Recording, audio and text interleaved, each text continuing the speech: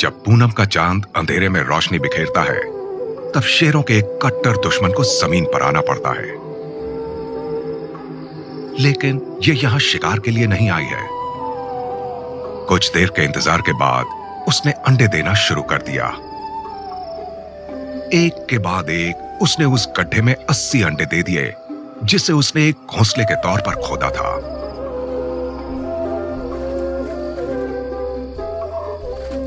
बहुत धीरे धीरे वो अपने पिछले पैरों से उन अंडों को जमीन के अंदर छुपा रही है, जिससे उन पर किसी की नजर न पड़ जाए। वो अंडों के बीच की खाली जगह में भी बहुत ध्यान से रेत भर रही है, जिससे वो सारी हवा बाहर निकल जाए जो उसके अंडों को सड़ा सकती है।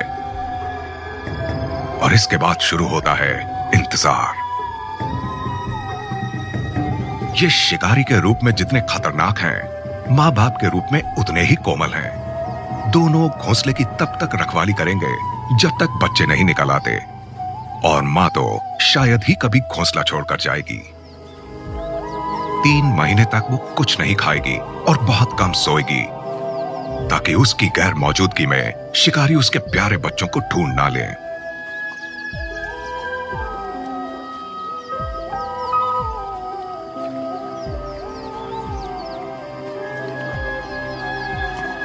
दिन हफ्तों में बदल गए हैं। मां ठंडे पानी में एक डुबकी लगाकर वापस आ रही है।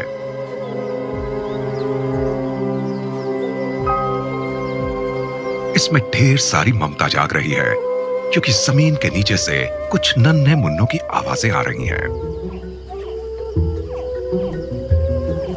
वो बड़े आराम से रेत हटा रही है, ताकि उनके बाहर आने के लिए एक आसान रास्ता बने।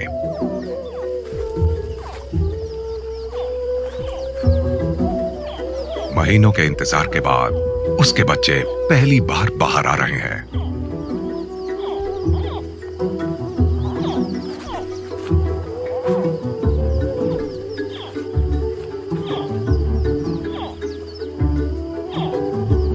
उसके खतरनाक रूप के पीछे एक ममता से भरी मां है। ऐसा शायद ही किसी दूसरे रेप्टाइल में देखने को मिलता हो।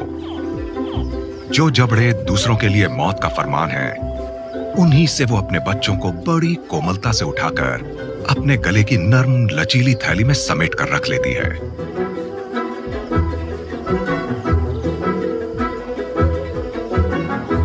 अपने छोटे छोटे बच्चों को मुंह में भरकर वो नदी के किनारे जा रही है, जिससे कोई सुरक्षित जगह देखकर उन्हें वहां रख सके।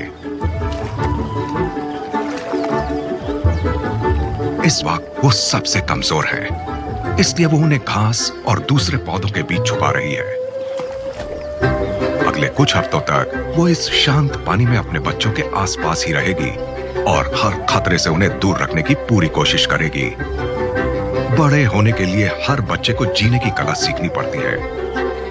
बच्चे भूखे हैं और कुछ ही घंटों के बाद उनके अंदर शिकार करने की इच्छा जाग जाती है। ये पैदाइशी शिकारी होते हैं। कई हफ्तों के बाद जब बच्चे शुरुआती कठिनाइयों को पार कर जाते हैं, वो आत्मनिर्भर हो जाते हैं, और सिर्फ तभी मां अपने कर्तव्यों से मुक्त होकर एक बार फिर अपने लिए शिकार करने निकल पाती है। उसके बाद बचे हुए बच्चों को प्रकृति के हाथों में छोड़ दिया जाता है।